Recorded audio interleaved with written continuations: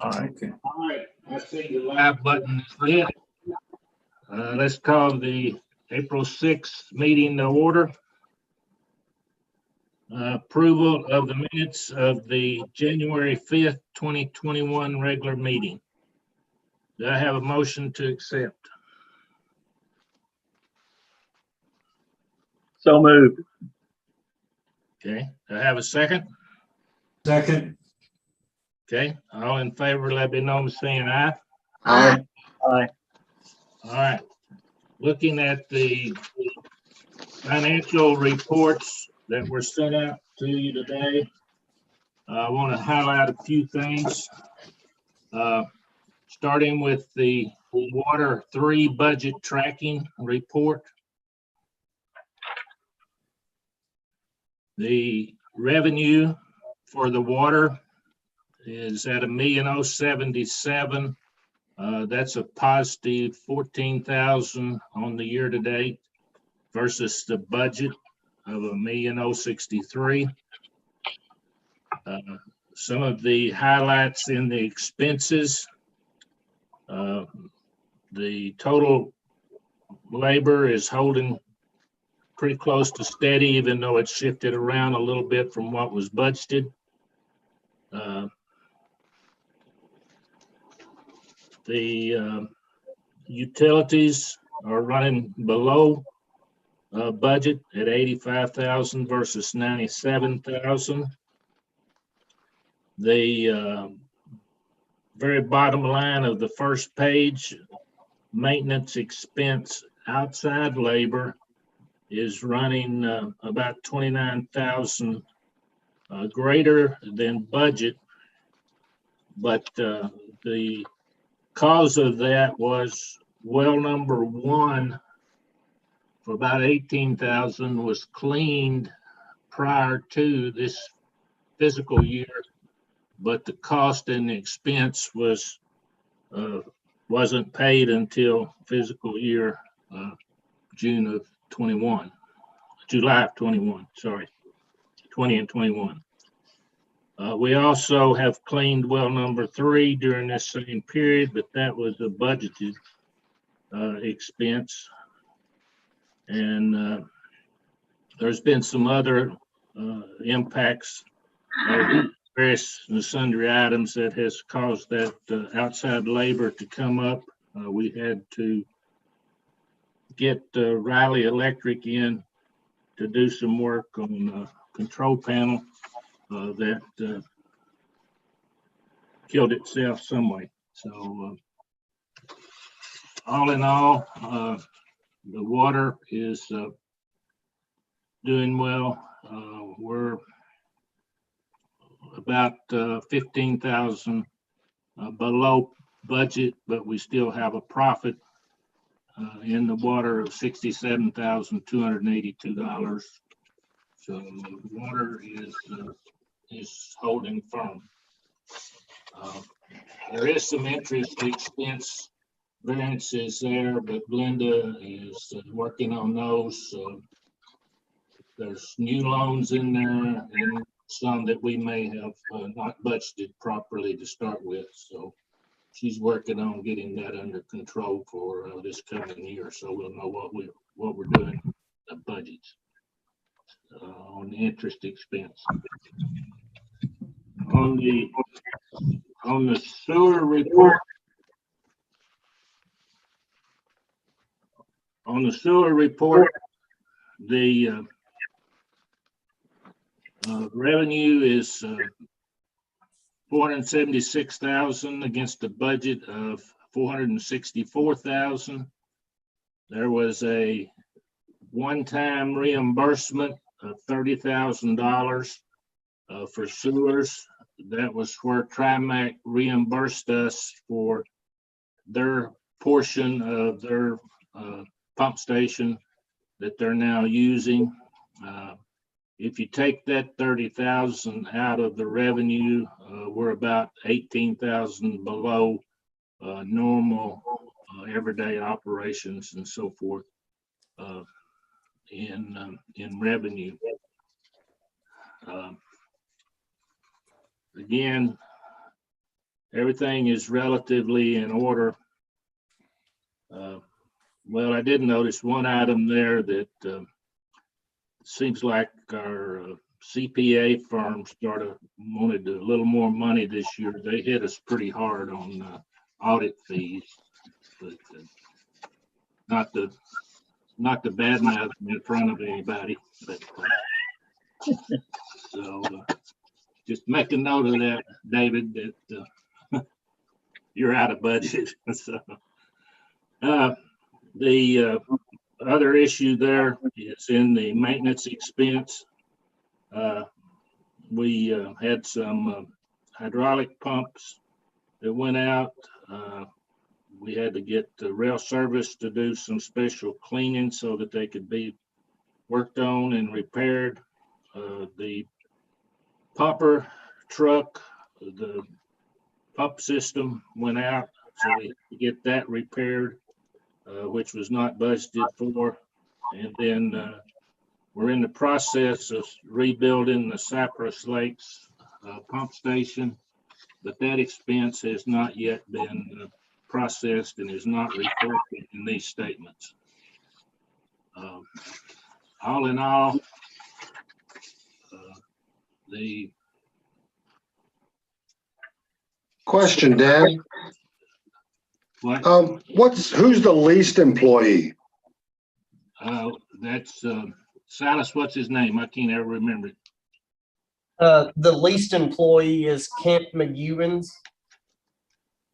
We've been using him at the sewer facility as a extra labor type person now for a while. So Okay, is he related to Tim? Yes, He's that's brother. correct. Oh, okay. Tim's brother, yes.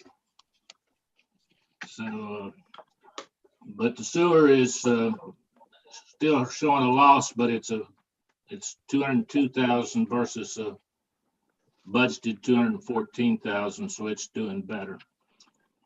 All in all, combined both water and sewer, we're at a loss of 134,800 against a budgeted 131,500.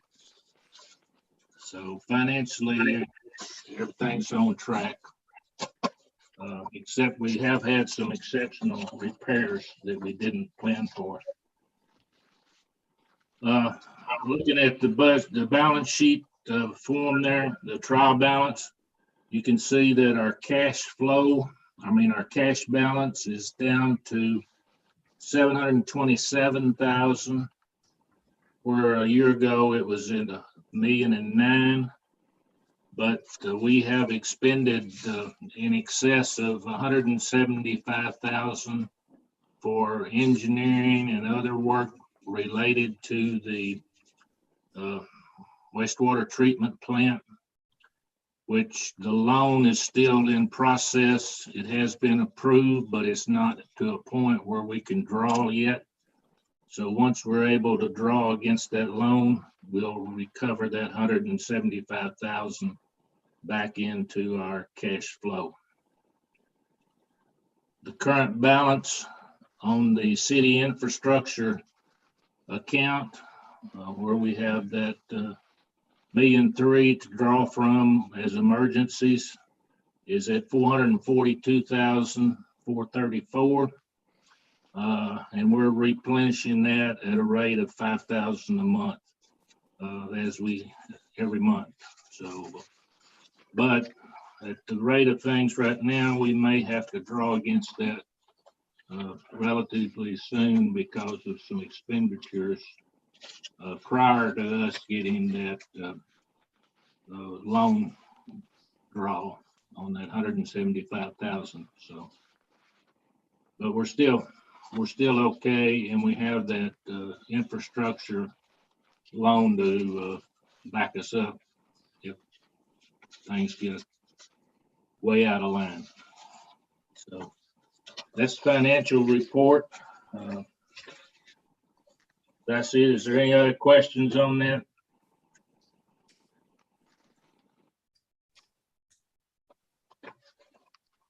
If not, let's move over to David and let him give us the audit report, which is got held up in a lot of the confusion going on within the city with COVID and everything. And so we're a little bit late, but David, you can Yes, sir.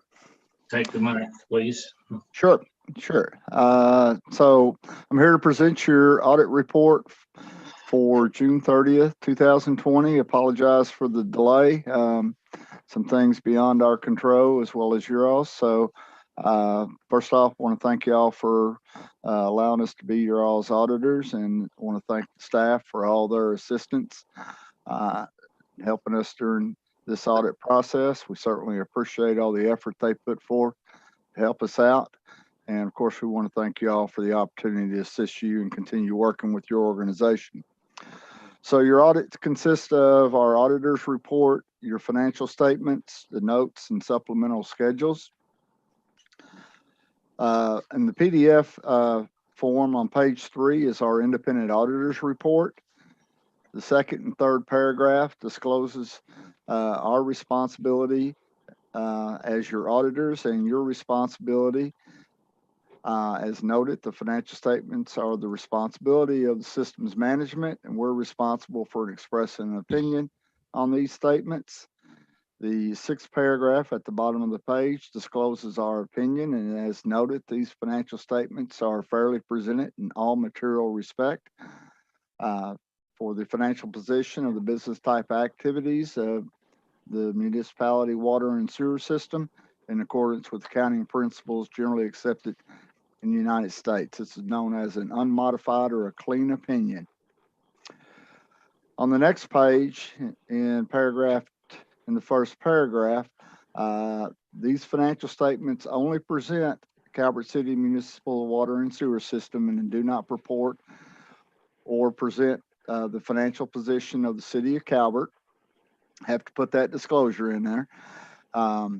Also, as noted in the second paragraph, the district has required pension and other post-employee benefit supplemental information reported on pages 23 through 26. Although this information is not part of your basic financial statements, it is required by the Governmental Auditing Standards Board, who consider it an essential part of your all's financial reporting. This information is not an audit, and accordingly, we do not express an opinion on these schedules. In addition, as noted in the third paragraph, management has elected not to include a management discussion and analysis. While this is required in accordance with Governmental Auditing Standard Board, it does not affect your financial statements and does not affect our opinion on your financial statements.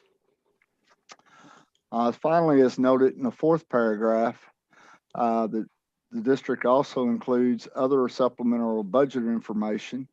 This information on pages 27 through 29 was audited and is fairly stated in all material respect. And that concludes our audit report on your financial statements. Our next report is on page 30, or the PDF page 34. This report is required under the Governmental Auditing Standards. This report discloses our findings, if any, regarding the system's internal control or financial reporting and compliance with certain laws, regulations, contracts, and grant agreements.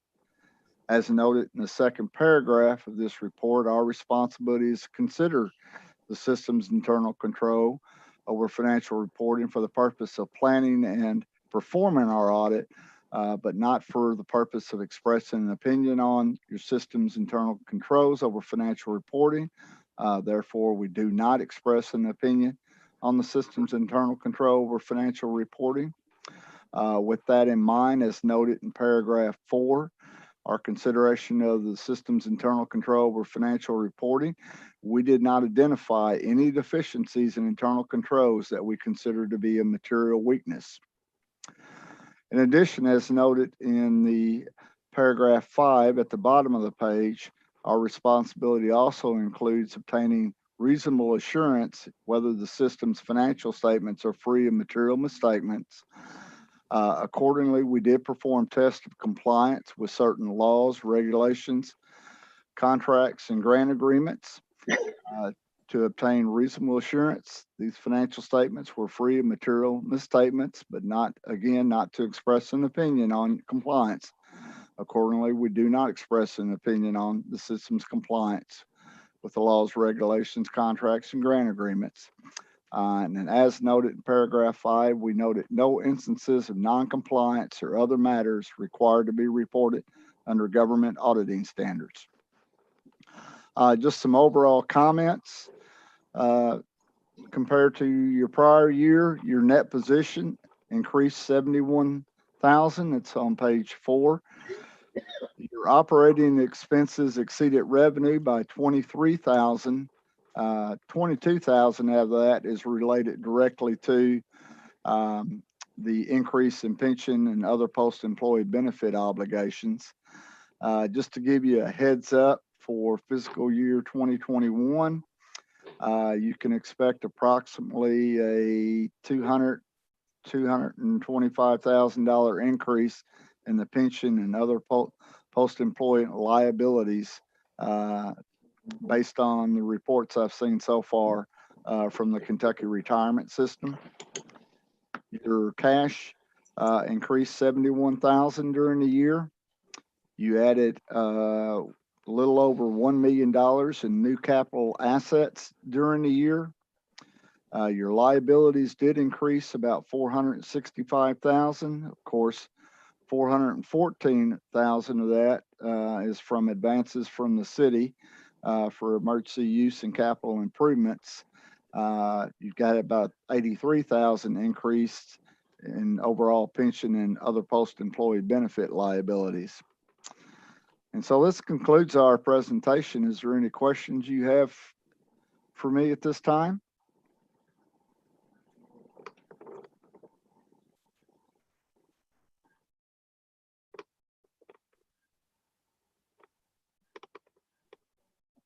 Doesn't sound like anybody has any questions, David. You did a good job. Thank you very Okay. much. Well, again, we thank you all for the opportunity to serve your organization, and feel free to reach out to myself. If you can't get a hold of me, you can certainly get a hold of one of the other partners here in the office, and we'll get back with you as quickly as we can to help you out in any way that we can. I understand you're starting the next one pretty soon.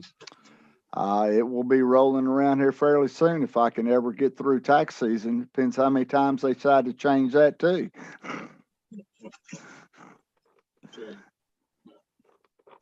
All right. You're welcome to stay on as long as you'd like. We're going to move on with the agenda. Sure. So the next item on the agenda is the executive order number 2021 to 202 -02, and that has to do with the suspending the water disconnections for non-payment. And I believe that has now been signed by Mayor Coburn. We talked about this earlier on, and then because of some COVID issues and so forth, it didn't get signed until just recently. So it's my understanding from this that we can start turning off meters to get collections and setting up payments if necessary to collect past due bills. Am I correct on that? Linda, is that correct, your understanding? Okay. Yeah. Okay, all right. Yes, we will begin cutoff the end of April. All right. Question, are we gonna contact people who have past due bills related to this executive order to make sure they get in line to have a payment program, or are we just gonna leave it up to them? Well, we had done that a few months ago. We passed all of that when the governor did his whatever. Executive order. his executive order. And so we looked at everyone, set up payment plans for them. And so they're having to do that now. But we just never did start cutoff. We've been charging the penalties, Okay, you know, okay. where if they didn't pay till after the 10th, but we are going to put it like on our Facebook page, and we're going to get the word out that, you know, we are going to start cutoff. Okay, okay. I think we have a few that are Quick still. question. Dan, one quick question on this. Is there any state program out there for people that may qualify to have their, have that water bill paid?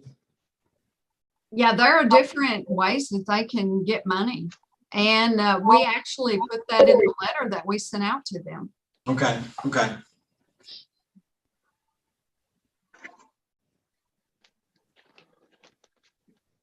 All right. We moving on then, the next item is the new water plant.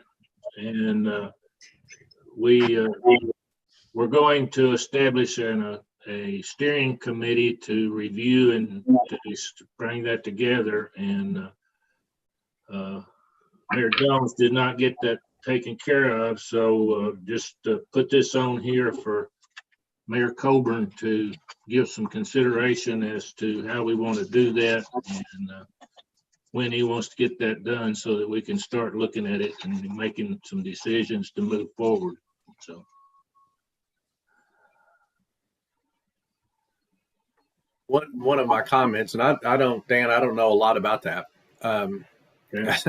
Don't know a lot about a lot of things here on the utility side, but one of the things is the recovery money, the Recovery Act money, is certainly got some infrastructure monies available, and so we need to get a move. I sense that we need to get a move on that to make sure we can get in line at the appropriate time, so that we can queue up some of those some of the funds that are not necessarily regularly available, and so study what the funds eligibility, our activities eligibility, and how fast we have to move the project.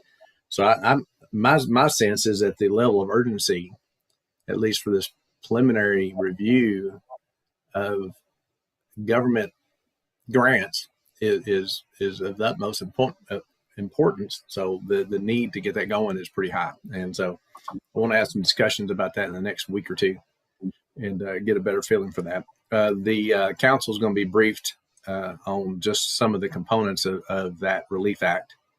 And that'll be on topic for Monday. Okay. That briefing. All right.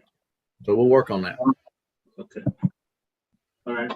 I'll tune in and listen to that meeting myself and make sure that I get a grasp on it as well. And Steve, are you getting any information on that? Steve Freeman, are you getting any information on that through your work? No, I'm not. Retired, I don't get that information, but I'd be glad to try to review any of that that's available from a grant perspective. Okay.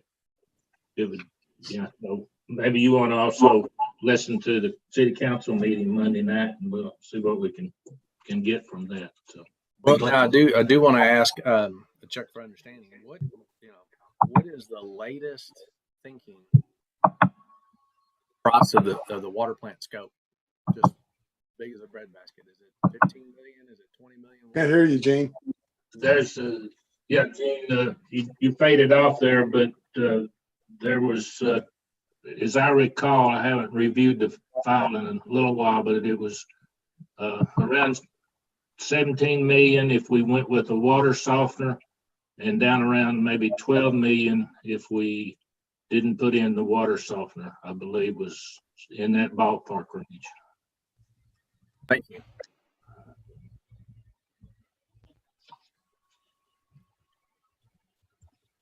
Anything more on that? Okay. Silas, can you give us an update on the agreed order and the well field protection and the Mulberry Road replacement? Can you give us an update on those major items? Yeah. So the agreed order, we've been doing pretty well on that. Compliance wise, we've been doing very well. Our numbers have been looking real good. We had 1 or 2 weeks where we did have a little hiccup with E. coli, but we were able to get that resolved. And we've only had this entire spring, we've only had 1 sanitary sewer overflow. So, you know, we've been trying to get that under control. And everything's still moving forward on the new influent lift station. You know, we're just waiting on a couple of permits to get signed, and then we ought to be able to put that out to bid here in a couple of weeks, hopefully. And that'll really help us out a lot. But on the agreed order, everything is going well. So anybody have any questions over that? How's the GO2 going? The geotubes, what we have the sludge in. So Yes, we ended up removing 5 bags back several months ago in order to clean up the area where the new influent lift station is going to be. And, you know, we were able to haul those down the waste path, no problems at all there. And we still have, I don't know what the exact count is, but we still probably have, well, we have several bags still left down in the hole. And, you know, we're just kind of waiting to see if, you know, maybe there's a chance we could land apply it, or we're looking at other options besides just hauling it to the landfill. Is this part of agreed orders, an issue you've got to deal with? You were breaking up a little bit. It sounded like you said part of the agreed order. Is this an issue that we have to deal with? I'm assuming you're meaning the residual sludge that we have? Yeah. No, that is not part of the agreed order. The residual sludge is pretty much my sludge, and we can dispose of it how we feel, you know, as long as it meets all the regulations, we can dispose of it in a timely manner and however we feel is appropriate. And Bill, it's in a more or less a secured air holding area. It has a clay bottom in it and is doesn't have a liner, but it's not causing any environmental impact holding it in those bags. No, it is in a, you know, the hole that it's in, it's all clay bottom. We have levee around it. Any rainwater that gets in there or any runoff that comes off of the bags, we pump it straight back into the primary cell, and it goes through full treatment before it gets released.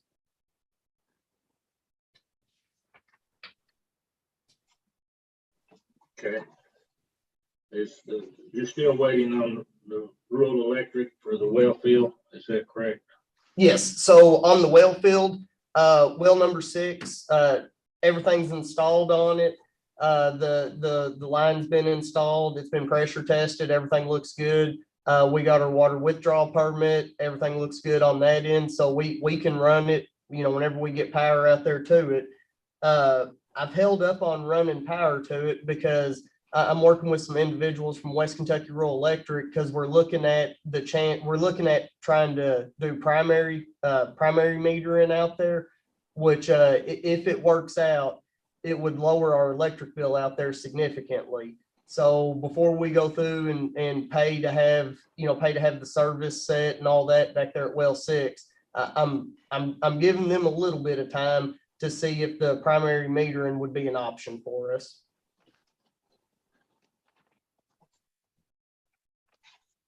Okay. But we've got plenty of water right now holding this, correct? Yes, we have plenty of water right now. You know, we've got 3 active wells. We only run 2 at a time. We rotate them so that way we don't overrun them. Then, yeah, right now we have plenty of water. So it's not a major concern, but also on the other hand, I don't want to sit on that well for another year waiting to see if we can do power, you know, primary metering or not. So I kind of asked them at West Kentucky Rural Electric to, you know, maybe expedite this a little bit and see if it would be an option for us. And I'm supposed to hear back from them next week, hopefully.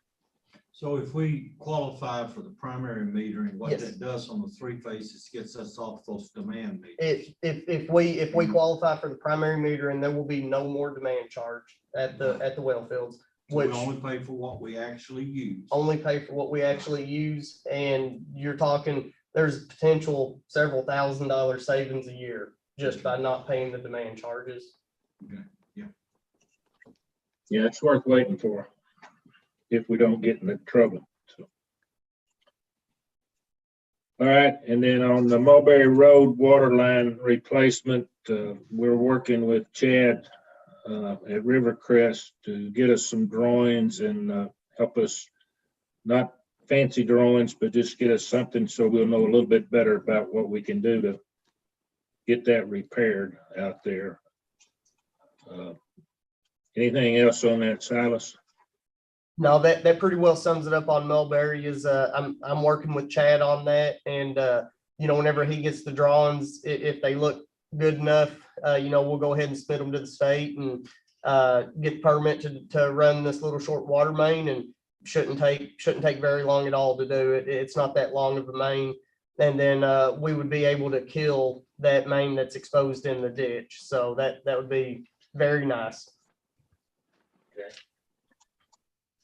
All right, on your water meter replacement project, how are you coming on that? I know you had some weather issues and so forth, but Yeah, so on the water meter replacement project, if we can just get past the bad weather, and which we're in pretty nice weather right now, we're moving along pretty good on it.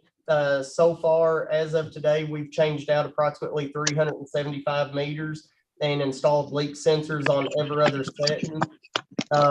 One of our biggest holdups was the sewer truck. The hydraulic pump went out of it, and so we had to take down the machine shop and get it worked on. So we weren't able to go through and clean the meter boxes. So we were having to do sections of town where we knew the meter boxes weren't extremely dirty, and it still required a little bit of hand digging, which slowed down the process. But now that the truck's back and the weather's getting nice, we should be able to keep on moving and see if we can get it done.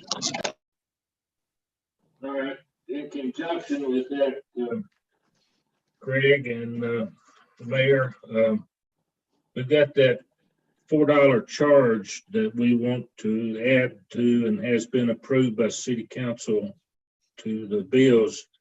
And we might want to start doing that in May. Next bills in May. Is there anything we need to do special there, or just to get Glenda, who's got new meters, and have her put the $4 fee on them? Or is there ordinance change for pricing or anything we need to do there? And if you don't know, you can think about it and get back with us. But Can you help me, Glenda? I've slept since then. I don't recall. I remember the council talking about it and generally approving it, but I don't remember what they did. There will be just a $4 flat fee put on every meter. Was it just done by resolution? They didn't modify an ordinance or anything, did they? I was thinking it was, or maybe they just voted on it in a Let's council. take a look at it, Dan. If you could, Glenda, try to find those minutes when that was discussed, and let's see what specific action they took. Yes, Because and until yes, I will definitely do that.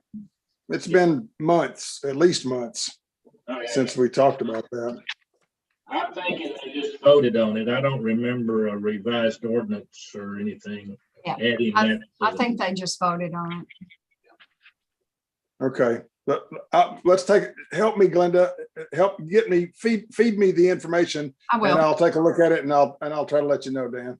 I'll find them and I will send it to you. Okay, thanks. Because if things go well, we should have the biggest part of Calvert City with new meters in time to do the May billing. Is at least it's what Silas's plan is. So,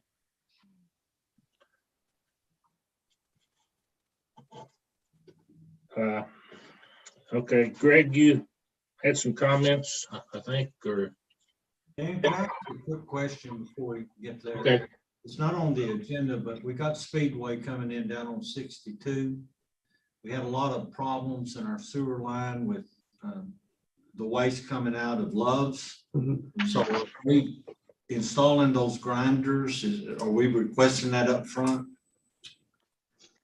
I want to say, I'll have to look and see what Roger had agreed with them.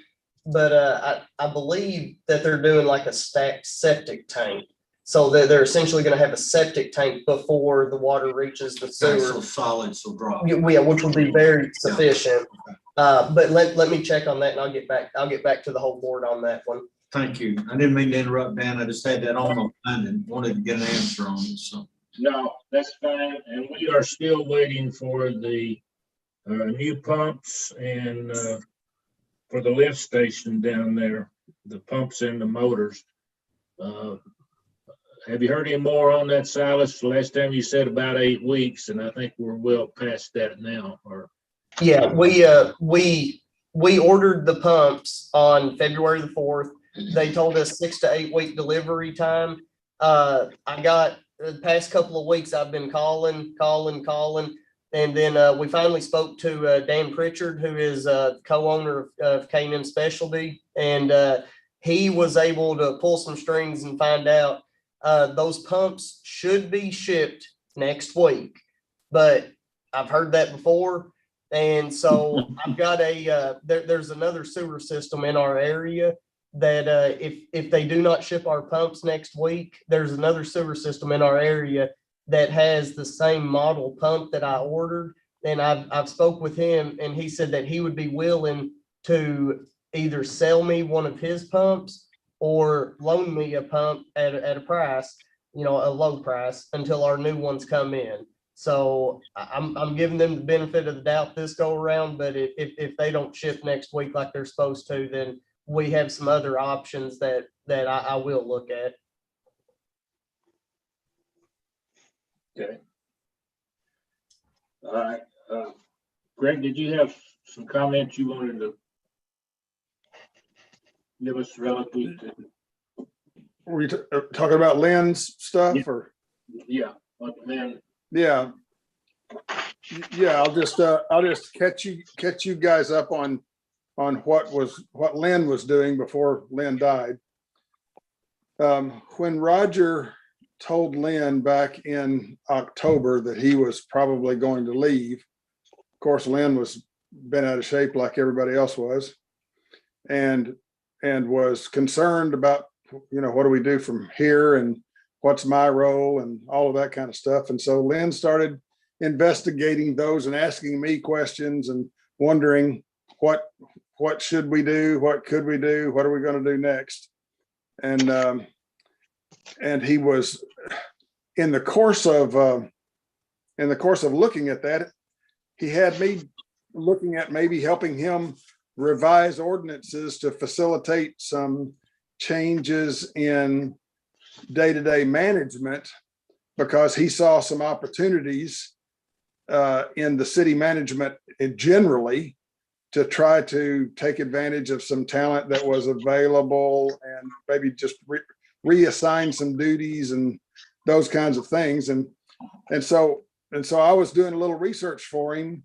And one of the first things that I came across, just trying to tell him what his role was in the whole process, was looking at the mayor's, when I was looking at the mayor's duties in the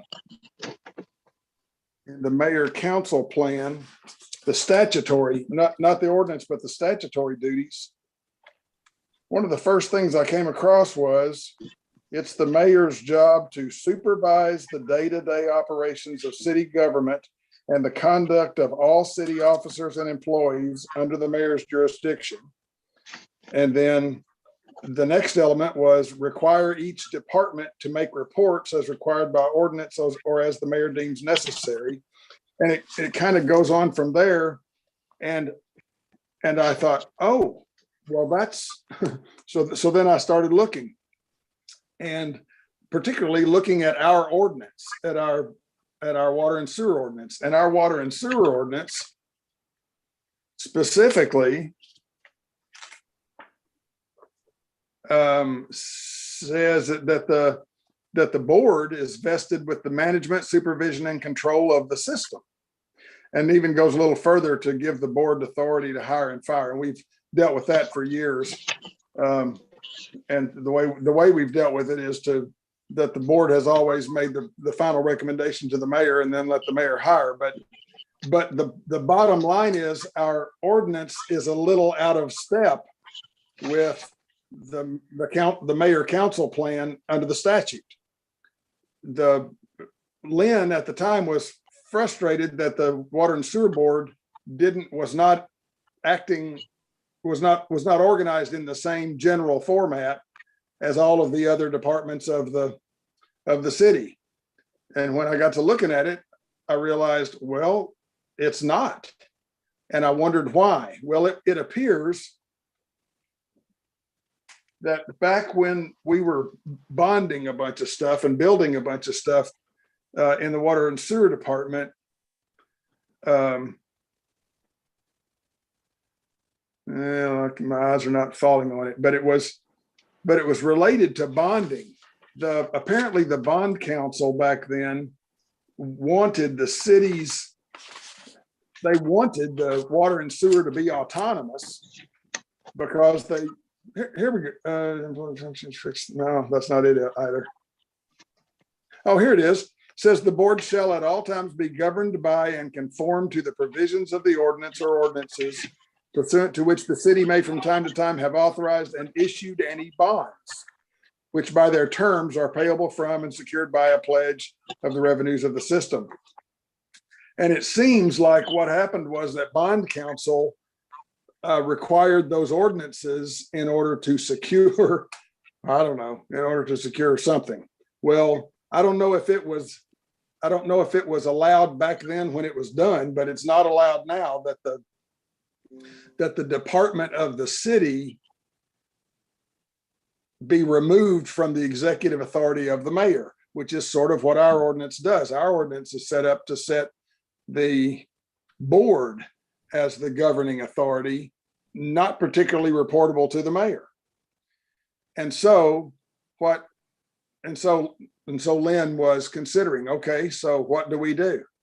And he decided, let's do a revision of the ordinance. And he tried to get it done by the 1st of January. He wanted to get it done by the 1st of January, but because of COVID and Christmas and whatever, he didn't get it done. But he was trying to put together a request that the council consider amending this ordinance to make it comply with state statute and also to make it give him the authority to assign some duties to allow him to, in his mind, to make some better economies of scale and better use of existing personnel resources in trying to make a change, understanding that when Roger left, a lot of dollars were going to be freed up, but Roger covered a lot of ground in the duties that he assumed too, and those duties had to be absorbed and undertaken by someone somewhere. So he was working on all of that and tried to get it in January, and he didn't get it in January. And then by the February meeting, he died. And so there we are. And so then Gene was appointed at the 1st of February, and Gene's been working himself crazy and working hard to get up to speed on how it all works and what he's supposed to do. And then also, what was it Lynn was looking at doing? And is it something how much of it is something that Gene wants to do? And so hopefully, I think, and Gene can speak for himself. He certainly doesn't need me to speak for him. Probably doesn't want me to speak for him. But Gene is considering, what are we going to do? What are we going to present? Certainly we need to make the ordinance comply with state statutes. But but in what way, what does that then do to the organizational structure and the operational structure of the city? And is the board being utilized to its best advantage? And so that's kind of where we are today. That's still being considered by Gene, and it does need to take, their action needs to be taken and needs to be taken, you know, as soon as possible. But Silas apparently is doing a bang up job of taking care of the day-to-day operations. So we're making it, but we need to get things in order. And so that's what's going on. It's just the combination of Roger leaving in the middle of COVID, Lynn dying, Gene being appointed, and then in the midst of that, finding an incongruency between the statute and the ordinance. All of that has sort of put us in a little bit of no man's land, but hopefully the city council will look at that issue and get that thing resolved in fairly short order, and we'll be able to proceed. But they've got to make their decision as to what they want to do before this body can really do much of anything. So for the moment, we just keep doing what we've been doing. Okay, can I say something? Sure. Yeah, I was rather upset last month to hear about this by reading it in the Paducah Sun, a serious or potentially serious legal issue with the water board that I had, like I said, had to read about in the Paducah Sun, and people had known about it last year. And I would have really appreciated a little heads up before it went out to the public, because it just totally blindsided me. I'd like to comment Well, on it also. Can you hear me? Yeah. Okay. Yeah. I'm with Paul on that. Evidently, this was being discussed back in October when it became known that Roger was leaving. And the board was never told anything about this at that time. And the council found out about it before the board. And this is the first that the board has been hearing about it at a board meeting. We never discussed it, didn't know there was a problem. If I hadn't just happened to watch the March 8th city council meeting, I wouldn't have known anything about it, because I don't take the Paducah Sun. Now, I had a phone call that told me that they read this in the paper and they're going, what's this all about? And I wasn't able to answer because I knew nothing about it other than what I had seen on YouTube about the last city council meeting. And I'm like Paul, I'm very disappointed that the board didn't know anything about it before it goes out to the public. That's not right. That's my feeling about it. And I'm extremely upset about it, and have been since I watched that YouTube city council meeting. Now, I know there were some people who were aware of it that I feel are on the board and so forth, but not everyone on the board knew about it. And I don't think that's right.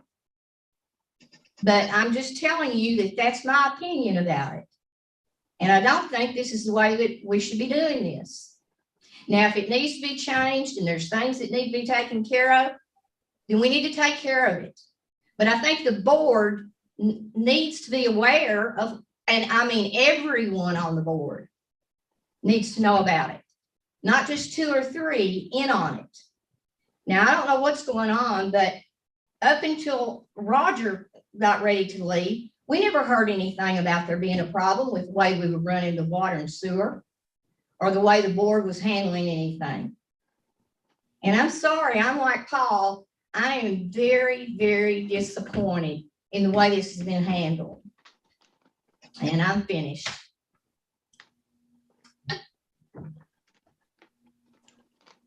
Just one other question from Steve. Have we sought any other legal opinion from either the League of Cities or Attorney General, or has any other opinions been sought in any of this? Yeah. It's actually fairly straightforward. I mean, it's easy to go get an opinion of KLC, but it's not a huge, well, it's really fairly simplistic. That ordinance and the statute that I just read you. The other is- cities have used bonding extensively too, so I just wonder if we're probably not the only one that may find ourselves in that situation. So it would be helpful, in my opinion, to get some legal feedback from either the League of Cities or Attorney General or somebody.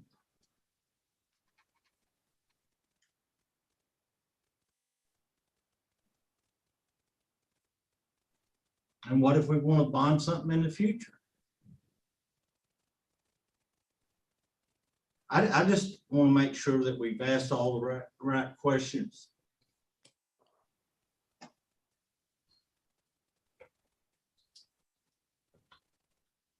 Yeah, if bond counsel were to tell us today that you're required to vest management and control in someone other than the mayor, that my response would be, can't do that.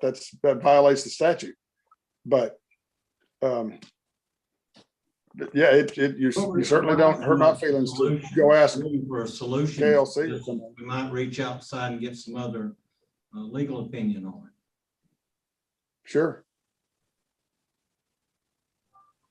And I'm with Donna, whatever we need to do. I mean, I was never aware that, No, we I've weren't never aware. seen that we, just like when Roger left, we made no decision on that because we were waiting to hear from the mayor. Right, We've not done anything with it no, since December. right. Yeah, lest there's a misunderstanding, no one has said or implied that the board has done anything improper. The board has been acting in accordance with its ordinance. You've been doing exactly what the ordinance requires you to do. You've done everything you're supposed to do. Yeah, that's never been an issue. Never is, not now, and never has been an issue. Yeah, I don't think, to me, that was never an issue. If there was an issue of how we're set up or whatever, we need to address it and fix it and get it right. That's a non-issue. What I brought up was the way it was handled, and there was an issue, a legal issue out there that it could affect us, and we didn't know about it. Right. I think, Paul, that part of that, and Donna too, is that Greg has been trying to figure out what is the proper and the way to do that, and that's between the city attorney and the mayor as to what gets happened, and the ordinances are voted on by the city council. So yes, it would have been maybe better for the board to have been somewhat notified, but it's really not the board's issue to address.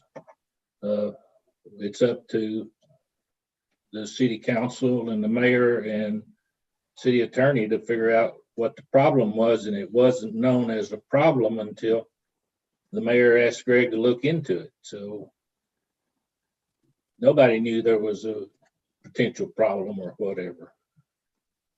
Yeah, but what I was getting at is they knew there was a problem before it went out to the public, but not to us. Yeah, that's a constant problem that I stay constantly frustrated with in being a public entity, because you have meetings and they're public meetings. They're always public meetings.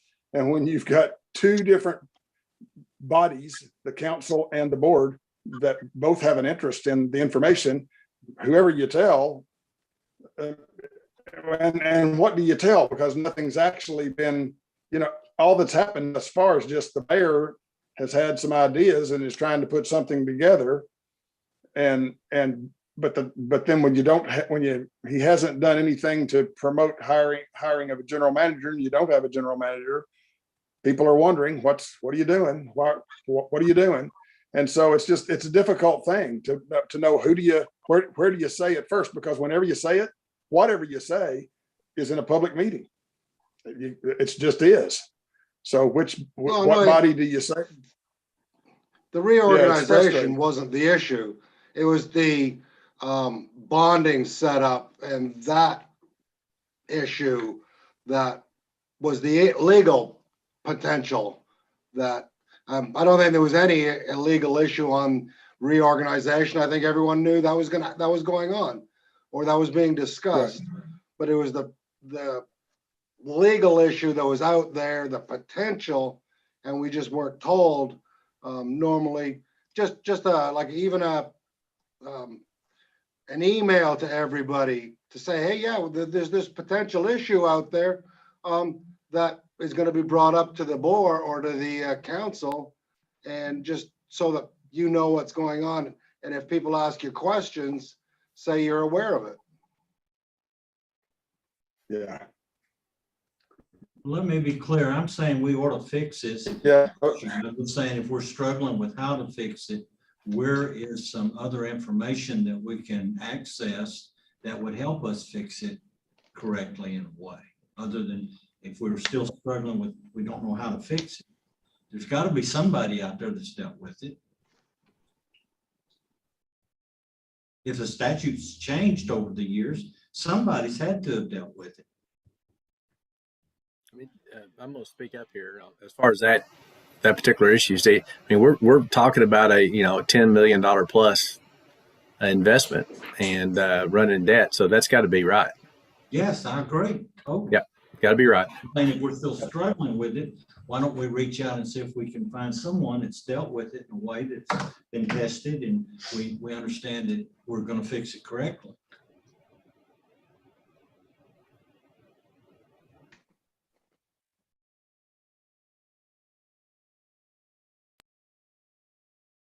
Well, it must be fixed correctly, and it won't hurt to check. Like Greg had mentioned earlier, we can get some freebie advice from KLC and see if they think it's as clear cut as we think it is. That'd be the starting point, and I'll commit to making sure that happens.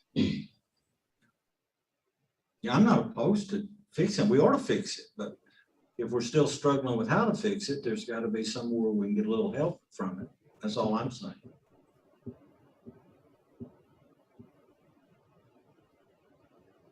I think Greg and the mayor are on the right track as far as looking into it, making sure the ordinances are right and that we are operating legal. And until they, as a city and the city council, come up with that approach, there's really not a lot that we, the board, can do other than to continue working in a way to get everything, keep it rolling and to keep the operations going, which we are. And so I think, your feelings have been voiced and Greg and Gene have heard them. So, I mean, I think that's about all we can do tonight. So,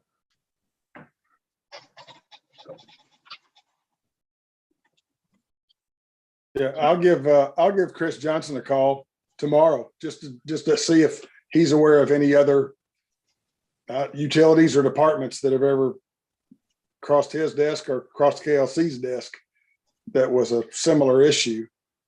And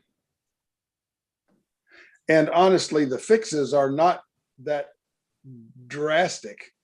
It's just sort of a change in focus and a restructure of of the hierarchy a little. It's not, in reality, it's not that different from the way we've been operating anyway. But it's just a little adjustment in focus, a little, I think. doesn't really affect all of that much.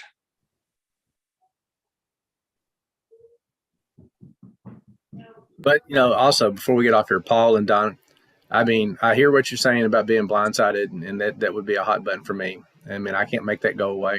I don't know all the details that led up to that.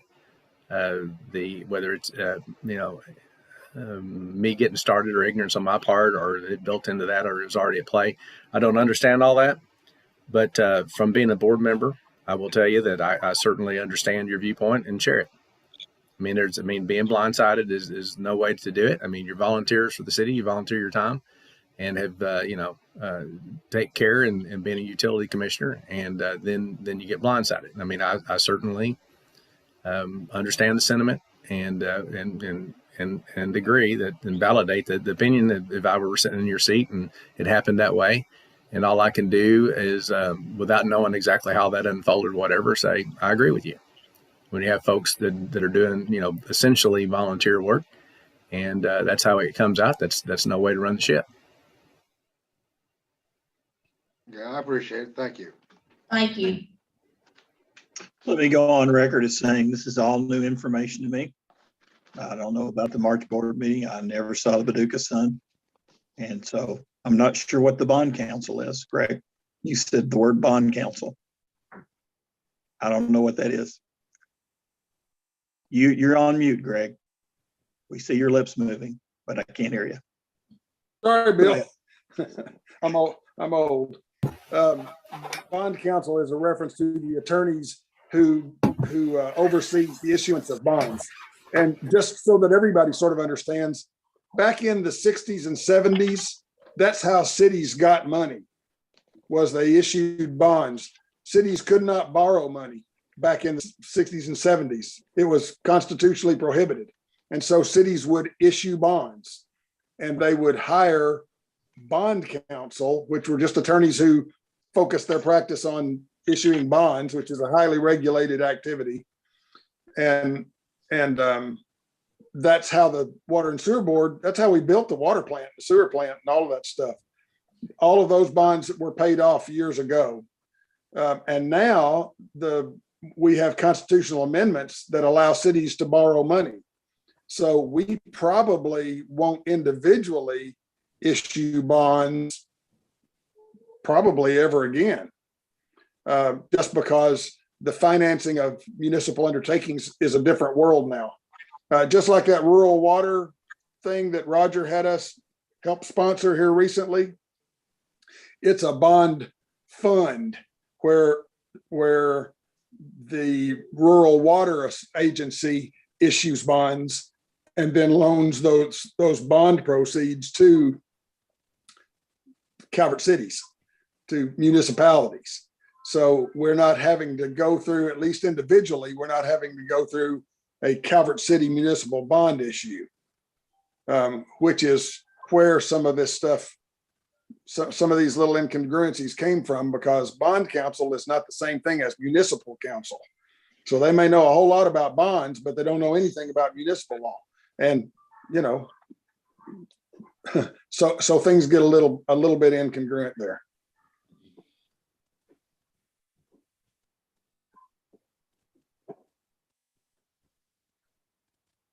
Thank you. But there's no issue with regard to the bonds.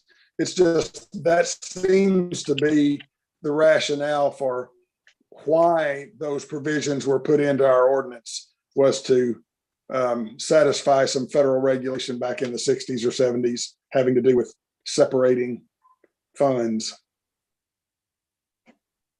and management. Yeah, in reality, that rural water that you were talking about is really, the mayor had to sign for that loan on behalf of the city, not necessarily on behalf of the Water and Sewer Board. Am I not correct in that? Right. Yeah, you are. Yeah, it's always, it's a repeating theme, recurring theme that, even when we talk about borrowing money from the city, we're not borrowing money from the city. We are the city. We've always been a department of the city. That's what we are. It's a municipally owned water and sewer department, and we are a department of that. And, you know, the awareness of people generally and cities in Calvert City in particular to the requirements of the law has gotten much keener over the last 50 years.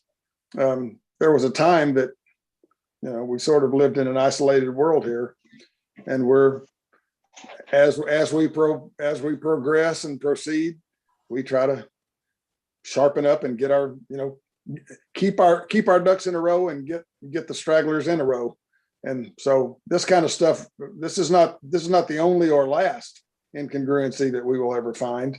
It's just one that we've stumbled upon at this point, but our circumstances pushed us that direction.